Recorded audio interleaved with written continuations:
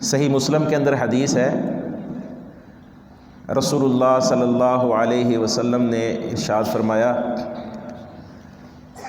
قیامت والے دن اللہ مالک الملک ایک مومن کو اپنے قریب کرے گا اور اپنا پہلو اس کے اوپر جھکائے گا اور اس کو دوسرے سارے لوگوں سے چھپا لے گا، اور اللہ اس سے پوچھے گا اتعرف ذنب کذا اتعرف ذنب کذا، تو نے فلاں گناہ بھی کیا تھا، تجھے پتہ ہے نا، تو جانتا ہے نا کہ تو نے فلاں گناہ بھی کیا تھا؟ وہ کہے گا ہاں نعم اے رب، یا اللہ مجھے پتہ ہے میں نے یہ گناہ کیا تھا۔ فلاں بھی کیا تھا؟ ہاں یا اللہ مجھے پتہ ہے میں نے فلاں گناہ بھی کیا تھا۔ فیقررہ بذنوبہ، اللہ رب العزت اس سے اس کے گناہوں کا اقرار کروائے گا۔ ورعا فی نفسہ انہ ہلک، اور وہ اپنے دل میں یہ سوچے گا کہ وہ تو ہلاک ہو گیا، اب وہ گیا۔ تو اللہ رب العزت فرمائے گا انا استرھا لک فی الدنیا وانا اغفرھا لک اليوم، قیامت والے دن میں نے تیرے گناہوں کی پردہ پوشی کی تھی، تیرے گناہوں کو چھپا لیا تھا، لوگوں کو معلوم نہیں ہونے دیا تھا کہ تو نے یہ گناہ بھی کیا ہے، یہ گناہ بھی کیا ہے۔ آج میں تجھے معاف کرتا ہوں تیرے ان گناہوں کو، جس طرح دنیا میں چھپا لیا تھا، آج کے دن بھی میں تیرے ان گناہوں کو چھپا کر تجھے معاف کرتا ہوں۔ فیعطیٰ کتاب حسناتہ، تو اس کو اس کی نیکیوں والا جو نامہ اعمال ہے دیا جائے گا، اور اس کی برائیوں والا گناہوں والا نامہ اعمال وہ بالکل چھپا لیا جائے گا، اس کا کسی کو بھی پتہ نہیں لگنے دیا جائے گا۔ یہ خوش نصیب مومن قیامت والے دن جب سارے لوگ اپنے پسینوں میں ڈوبے ہوں گے، پریشان ہوں گے، بدحال ہوں گے، اور دیکھ رہے ہوں گے کہ کوئی سفارش ہماری کام آ جائے، کوئی دوستی کام آ جائے، کسی جگہ سے ہمیں کوئی ریلیف مل جائے، لا بیع فیہ ولا خلۃ ولا شفاعہ، اللہ تعالیٰ فرماتے ہیں ایمان والو ان چیزوں میں سے خرچ کر لو جو ہم نے تمہیں دی ہیں، اس سے پہلے کہ وہ دن آ جائے جس دن کوئی سودے بازی نہیں ہوگی، کوئی دوستی بھی کام نہیں آئے گی، کسی قسم کی کوئی سفارش بھی نہیں چلے گی، لوگ پسینوں کے اندر ڈوبے ہوں گے، پریشان ہوں گے کہ ہمارا پتہ نہیں کیا بننے والا ہے۔ یوم یفر المرء من اخیہ وامہ وابیہ، آدمی اپنے بھائی سے بھی راہ فرار اختیار کرے گا، اپنی ماں سے، اپنے باپ سے، اپنی بیوی سے، اپنے بچوں سے بھاگ رہا ہوگا کہ کہیں ان پر جو ظلم زیادتیاں ہو گئیں ان کا بدلہ نہ مانگ لیں، کہیں کوئی نیکی نہ مانگ لیں۔ وہ ایسا ہولناک دن، پریشان کن دن، اس دن یہ خوش نصیب مومن جس پر اللہ رب العزت اپنا پردہ ڈال دے گا اور گناہوں کا اقرار کروائے گا، اور پھر فرمائے گا کہ میں نے دنیا کے اندر بھی تیرے گناہوں کو چھپا لیا تھا، آج بھی میں تیرے گناہوں کو چھپاتا ہوں اور تجھے معاف کر کے تجھے جنت میں بھیجتا ہوں۔ یہ خوش نصیب، اس کو یہ فضیلت اور لوگوں کے اوپر یہ پروٹوکول کیسے ملا، یہ فوقیت کیسے حاصل ہوئی؟ ان وجوہات میں سے ایک وجہ رسول اللہ صلی اللہ علیہ وسلم نے حدیث میں بیان کی ہے، من ساتر مسلمن ساترہ اللہ فی الدنیا والآخرہ، جو کسی مسلمان کا ستر رکھتا ہے، اس کی پردہ پوشی کرتا ہے، اللہ دنیا میں بھی اس کا ستر رکھے گا اور آخرت میں بھی اس کا ستر کھلنے نہیں دے گا، اس کی ستر پوشی کرے گا۔ کل بنی آدم خطاء، آدم کی ساری اولاد بہت زیادہ خطا کرنے والی ہے، بہت گناہ گار ہے، کوئی گناہوں سے پاک نہیں ہے۔ کوئی یہ نہ سمجھے کہ میں تو کوئی گناہ ہی نہیں کرتا، ہر شخص سے گناہ ہوتا ہے، لیکن ایک مسلمان کا کام کیا ہے؟ جب اپنے کسی مسلمان بھائی کے گناہ کے اوپر وہ مطلع ہو جائے، کسی عیب کا اس کو پتہ چل جائے، تو اس کا ڈنڈورا نہ پیٹے، لوگوں میں اس کی تشہیر نہ کرے، اس کو رسوا نہ کرے، اس کو ذلیل نہ کرے، اس کی عزت کو پامال نہ کرے، اس کی ستر پوشی کرے، اس کے عیب پر پردہ ڈال دے، اس کو چھپا لے، معاشرے کے اندر اس کو ذلیل نہ کرے۔ اخوت اسلامی کا تقاضا یہ ہے، المسلم اخو المسلم۔ آپ میں سے اکثر بھائیوں نے یہ حدیث پڑھی ہوئی ہے، مسلمان مسلمان کا بھائی ہوتا ہے، لا یظلمہ ولا یسلمہ، نہ خود اس پر ظلم کرتا ہے، نہ کسی ظالم کے ہاتھ اس کو بے یار و مددگار چھوڑتا ہے۔ اللہ کا قانون ہے، وَكُلًّا أَخَذْنَا بِذَنبِهِ، ہم ہر کسی شخص کو اس کے گناہ کے ساتھ پکڑتے ہیں، جو جیسا گناہ کرے گا ویسی پکڑ اس کی قیامت والے دن ہو جائے گی۔ جیسا کہ رسول اللہ صلی اللہ علیہ وسلم نے دوسری حدیث میں فرمایا، عبداللہ ابن عباس فرماتے ہیں، من ستر عورت اخیہ المسلم، جو اپنے کسی مسلمان بھائی کی پردہ پوشی کرتا ہے، سترہ اللہ یوم القیامہ، اللہ قیامت والے دن اس کی پردہ پوشی کر لے گا، اس کے گناہوں کو چھپا لے گا۔ ومن کاشف عورت اخیہ المسلم، اور جو شخص اپنے مسلمان بھائی کے عیوب کو کھولتا ہے، فاش کرتا ہے، تشہیر کرتا ہے، اس کی عزت کو پامال کرتا ہے، اس کے عیوب کو بیان کر کے، کاشفہ اللہ فی الدنیا، اللہ رب العزت اس کے دنیا کے اندر اس کے بھی عیوب اللہ لوگوں کے سامنے اس کی تشہیر کر دے گا، حتی یفضحہ ولو فی بیتہ،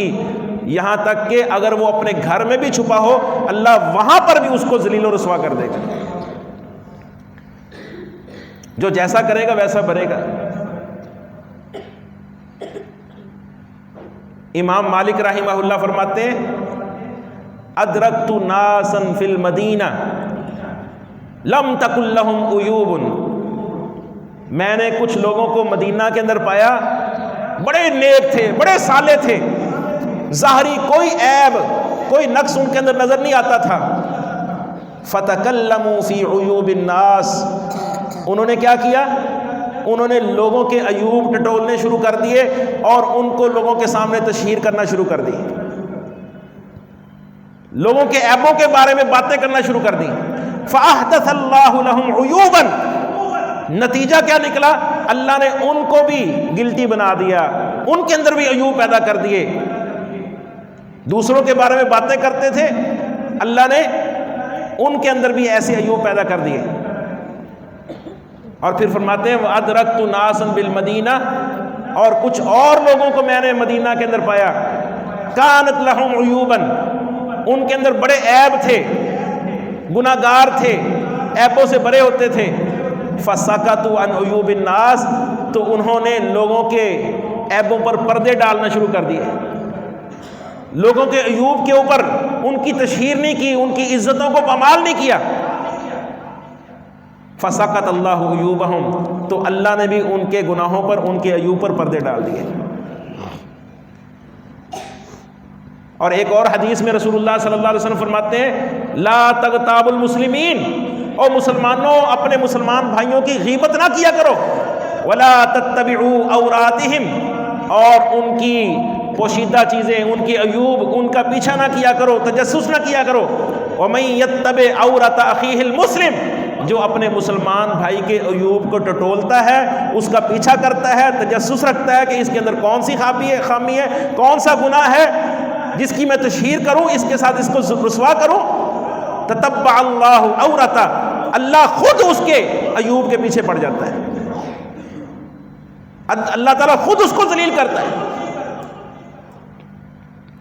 حتی یفضحہ، یہاں تک کہ اللہ تعالیٰ اس کو ذلیل کر کے رکھ دیتا ہے، ولو فی جوف بیتی، اگرچہ وہ اپنے گھر کے اندر جا کے گھس جائے، وہاں پر اللہ اس کو ذلیل کر دیتا ہے۔ اللہ مالک الملک کی یہ صفت ہے، ان اللہ حیی ستیر، اللہ بڑا باحیا ہے، بہت پردہ پوشی کرنے والا ہے، اور اللہ اپنے مسلمان بندے کی صدر پوشی کرتا ہے، آخرت کے اندر اس کو چھپا کے رکھتا ہے. جس طرح میں نے پہلی حدیث بیان کی، اللہ اپنے اس مومن بندے کو جو صدر پوشی کا خیال رکھتا تھا، لوگوں کے عیوب کو ٹٹولتا نہیں تھا، اللہ اس کو لوگوں سے چھپا کر اس کے گناہوں کو الگ کر دے گا، اس کو نیکیوں کا نامہ اعمال دے کے اس کو جنت میں داخل کر دے گا. اللہ شاکر ہے، قدردان ہے، بہت باحیا ہے. یحب الحیا والستر، اللہ حیا کو پسند کرتا ہے اور پردہ پوشی کو اللہ پسند کرتا ہے کہ لوگ پردہ پوشی کا خیال رکھیں. گناہگار تو سارے ہیں، ایک دوسرے کے گناہوں کے اوپر پردے ڈالیں. آج کل یہ بیماری جو ہے ہمارے معاشرے کے اندر بہت زیادہ عام ہو چکی ہے. اپنے سیاسی مفاد حاصل کرنے کے لیے، اپنے مالی مفاد حاصل کرنے کے لیے، اپنے دفاتر کے اندر ترقی حاصل کرنے کے لیے دوسروں کی گردنوں کو روندا جاتا ہے، دوسروں کے عیوب کو تشہیر کیا جاتا ہے، بیان کیا جاتا ہے تاکہ مجھے فلاں فائدہ حاصل ہو جائے. دو دوست ہوتے ہیں جو ایک دوسرے کے رازدان ہوتے ہیں، ایک دوسرے کے عیوب کا ان کو پتہ ہوتا ہے، اور جب ان کی آپس میں چپکلش ہو جاتی ہے، آپس میں دوستی ختم ہو جاتی ہے، پھر وہ ایک دوسرے کے عیوب لوگوں کے سامنے بیان کرنا شروع کر دیتے ہیں. وہ تو ایسا تھا اس لیے میں نے اس کی دوستی چھوڑ دی، وہ تو ایسا تھا، وہ تو ایسا تھا. میاں بیوی کے اندر طلاق ہو جاتی ہے، خامد جو ہے اپنی بیوی کے عیوب لوگوں کے سامنے اس کی تشہیر کرتا ہے، بیوی اپنے خامد کے عیوب کو لوگوں کے سامنے پھیلاتی ہے تاکہ اپنے آپ کو سچا ثابت کیا جائے اور دوسرے کو جھوٹا ثابت کیا جائے. یہ دنیا کے لوگ مالی مفاد، سیاسی مفاد، طرح طرح کے، حتیٰ کہ دینی اداروں کے اندر بھی دیندار کہلوانے والے لوگ بھی اس چیز کا خیال نہیں رکھتے کہ گناہگار میں بھی ہوں، مجھ سے بھی گناہ ہو سکتا ہے. میں دوسرے کے عیوب کو بیان کرتا ہوں چند ٹکوں کی خاطر یا چند تھوڑے سے فائدے اور مفادات کی خاطر، میں دوسروں کے عیوب بیان کر رہا ہوں. اس کا گناہ کیا ہے؟ اس کا نتیجہ مجھے کیا بھگتنا پڑے گا؟ قیامت والے دن میرے ساتھ کیا سلوک کیا جائے گا؟ اللہ رؤوس الخلائق، ساری مخلوقات کے سامنے اگر مجھے اللہ نے ذلیل کر دیا، میرے گناہوں کو اللہ نے لوگوں کے سامنے دکھا دیا، سب لوگوں کو پتہ چل گیا اور میں ذلیل و رسوا ہو گیا، اس وقت میرا کیا بنے گا؟ یہاں پر تھوڑے سے محدود ماحول کے اندر میں ڈرتا ہوں کہ میرے اس گناہ کا پتہ نہ چل جائے، اور قیامت والے دن ساری مخلوقات ہوں گی، انبیاء و صلحاء بھی ہوں گے، سارے لوگ ہوں گے، اور وہاں پر اگر میرے گناہوں کو بتا دیا گیا کہ میں اس نے فلاں گناہ بھی کیا تھا، فلاں بھی کیا تھا، اس وقت میری کیا عزت ہوگی؟ ان الخاسرین الذین خسروا انفسهم واہلیہم یوم القیامہ، اصل خسارہ پانے والے، اصل ذلیل ہونے والے وہ لوگ ہیں جو قیامت والے دن ذلیل ہوں گے. اور قیامت کی ذلت سے، رسوائی سے اگر ہم بچنا چاہتے ہیں تو دنیا کے اندر کسی کو ذلیل نہ کریں. قیامت میں اگر اپنے گناہوں کو اللہ سے پردہ پوشی کروانا چاہتے ہیں، معاف کروانا چاہتے ہیں، تو دنیا کے اندر لوگوں کے گناہوں پر پردے ڈالیں، اور خصوصاً معاشرے کے اندر جو دیندار طبقہ ہے، جو مصلح سمجھے جاتے ہیں، اچھے سمجھے جاتے ہیں، نیک سمجھے جاتے ہیں، جن کو لوگ اسوہ قدوہ نمونہ بناتے ہیں، ان لوگوں کی غیبت کرنا اور ان لوگوں کے عیوب کو ٹٹول کے لوگوں کے سامنے بیان کرنا، یہ تو زیادہ کبھی گناہ ہے. اس سے صرف ان کی ذات کا نقصان نہیں ہے، اس سے دین کا بھی نقصان ہے. لوگ انگلی اٹھائیں گے کہ یہ دیکھو، یہ ہیں حاجی صاحب، یہ نمازی صاحب، یہ داڑھی رکھی ہوئی ہے. ان کے عیوب کو بیان کرنا بہت زیادہ خطرناک ہے. غلطی ہو جاتی ہے، حاجی صاحب سے بھی ہو جاتی ہے، داڑھی رکھنے والے سے بھی، علامہ صاحب سے بھی ہو جاتی ہے، بہت بڑے شیخ الحدیث سے بھی ہو جاتی ہے، لیکن اس کے عیوب کو لوگوں کے سامنے بیان کرنا یہ ڈبل گناہ ہے. اس کی ذات کو بھی نقصان پہنچایا گیا ہے اور دین کو بھی نقصان پہنچایا گیا ہے. ہاں، اگر کوئی شخص معاشرے میں شریر، فسادی، شر کے ساتھ مشہور ہے، لوگ اس کی برائی کو عام جانتے ہیں اور آپ اس کے گناہ کے اوپر مطلع ہو جاتے ہیں، اس کے عیب کو جان لیتے ہیں۔ اگر آپ اس کے گناہ کو حکام کو نہ بتائیں یا اس کے ہاتھ کو روکنے والوں کو نہ بتائیں تو وہ اس کے اوپر دلیر ہوتا ہے اور شر کے اندر آگے بڑھتا ہے، اس کا فساد اور زیادہ پھیلتا چلا جاتا ہے۔ تو پھر لازمی ہے، ضروری ہے کہ اس کے عیب پر پردہ نہ ڈالا جائے بلکہ اس کے ہاتھ کو روکا جائے اور ان لوگوں کو اس کا عیب بتایا جائے، گناہ بتایا جائے کہ اس نے فلاں حرکت کی ہے، تاکہ اس کے ہاتھ کو روکا جائے، تاکہ اس کے شر کا قلع کما کیا جائے۔ اس کے علاوہ جہاں پر ستر پوشی کے ساتھ کام چلتا ہے، نقصان نہیں ہوتا معاشرے میں، وہاں پر ستر پوشی کرنی ضروری ہے۔ اخوت اسلامیہ کا تقاضا یہ ہے۔ رسول اللہ صلی اللہ علیہ وسلم کی سیرت سے بھی ہمیں یہی چیز ملتی ہے۔ حضرت عائشہ رضی اللہ تعالیٰ عنہ فرماتی ہیں کہ نبی صلی اللہ علیہ وسلم کو کئی لوگوں کے بارے میں خبریں پہنچتی کہ فلاں بندے نے یہ حرکت کی ہے، فلاں بندے نے ایسے بات کی ہے، تو اللہ کے رسول صلی اللہ علیہ وسلم خطبہ دیتے تھے، اصلاحی بیان کرتے تھے اور ان لوگوں کا نام نہیں لیتے تھے، کنایتاً اشارتاً بات کرتے تھے اور فرماتے تھے ما بال اقوام یفعلون کذا و کذا، کچھ لوگوں کا معاملہ یہ ہے کہ وہ اس طرح کے کام کرتے ہیں، اور جنہوں نے کیا ہوتا تھا وہ بھی اندر بیٹھے ہوتے تھے لیکن کسی کو پتہ نہیں چلتا تھا، ستر پوشی بھی ہو جاتی تھی اور اصلاح بھی ہو جاتی تھی، ان کا پردہ بھی رہ جاتا تھا اور ان کو پتہ بھی چل جاتا تھا یہ کام ہمارا، اس کی رپورٹ پہنچ گئی ہے، یہ کام غلط ہے، ہم نے اس کام کو آئندہ نہیں کرنا۔ اصلاح ہو گئی۔ اسلام اصلاح والا دین ہے، فساد والا دین نہیں ہے۔ اس لیے پوری کوشش کرنی چاہیے کہ میں اپنے بھائی کے عیوب کو حتی الامکان اس کے اوپر پردہ ڈال لوں، اس کو چھپا لوں۔ ہاں اگر میں خفیہ طور پر اس کی خیر خواہی کر سکتا ہوں، اس کو نصیحت کر سکتا ہوں تو مجھے ضرور کرنی چاہیے تاکہ اس کی اصلاح بھی ہو جائے، اور نصیحت بھی تنہائی کے اندر کہ کسی کو پتہ نہ چلے۔ اگر سب کے سامنے نصیحت کرتے ہیں اور آپ اپنے آپ کو ناصح سمجھتے ہیں، خیر خواہ سمجھتے ہیں، تو یہ بہت بڑا دھوکہ دے رہے ہیں آپ اپنے نفس کو۔ آپ خیر خواہی نہیں کر رہے، آپ اس کو ذلیل کر رہے ہیں اور اس کے ساتھ اس کی اصلاح بھی نہیں ہوگی۔ ہو سکتا ہے کہ وہ اور چڑ کے زیادہ گناہ کرنے لگ جائے۔ اس لیے یہ ایک بہت خطرناک ایک بیماری ہے جو ہمارے معاشرے کے اندر پائی جاتی ہے، اور اس کا نقصان دوسرے کو بھی ہوتا ہے اور ہماری ذات کو بھی ہوتا ہے۔ ذلیل و رسوا ہماری ذات بھی ہو سکتی ہے اللہ کی طرف سے، اور قیامت والے دن جو ذلت ہے اس کا ہم اندازہ بھی نہیں لگا سکتے۔ اس لیے طالب علم بھائی خصوصاً